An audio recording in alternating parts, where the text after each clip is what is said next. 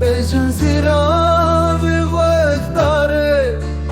وكل إنه شلد باخي أذينا تشواتي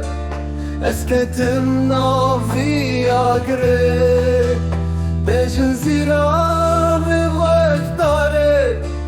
وكل إنه شلد باخي أذينا تشواتي اسكتنا في أقري اسكتنا في أقري